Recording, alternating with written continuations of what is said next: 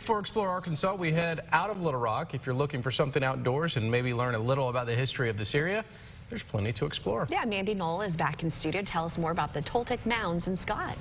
Well, you'll learn a lot about indigenous people who lived here in the Little Rock area over 1,000 years ago. You can walk the trails, see original artifacts, kayak when it's warm enough, and even try your hands at the spears they used for hunting.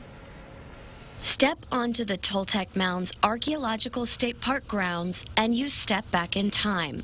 The people living here started in about 650 AD at the site and left around 1050 AD. Each layer of soil tells a story. There are 18 mounds here at the archaeological site, or used to be anyway. Over the last 100 years, the smaller mounds were plowed over by farmers, but the dirt still reveals how indigenous people of 1,400 years ago lived.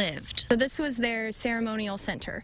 This was their gathering place. They actually lived far off in different places throughout Arkansas, and so they would come here from different parts of the state a few times a year to celebrate. They worked hard. They lived off the land.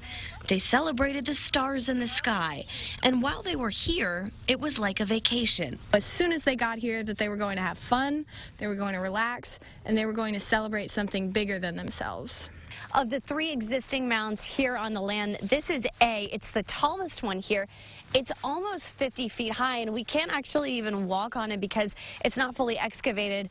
There's still artifacts under the ground here. To my left is the second highest. That's B. We actually found housing remains, or the evidence that there was a house or a temple or some kind of structure on top of it. A common misconception is that these are burial mounds. The only mound archaeologists believe was used for ceremonial burial is C. They dug up human remains back in the 70s. They find other artifacts everywhere. Lots of pottery. And a lot of stone. Novaculite is a special type of stone that is actually from the Hot Springs region. It was made into arrowheads, knives, tools, and you can see it in the museum.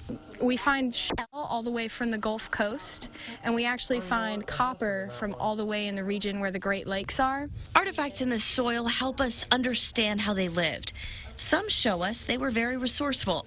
They really knew their aerodynamics back then. Even before science and math, they were good at figuring this stuff out somehow. And there are 2 trails. One's shorter, paved, and handicap accessible.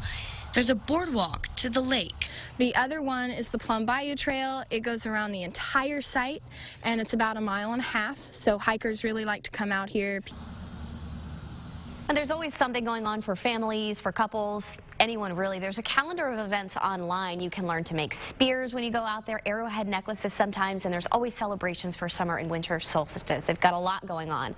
People think it's just mounds, but it's a lot more than that. You can head to KARK.com and we'll show you where to find it. Back to you guys.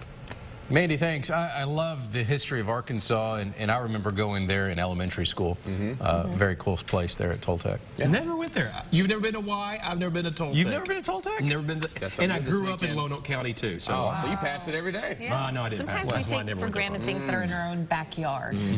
I grew up like 2 hours away from Yosemite. I've never been.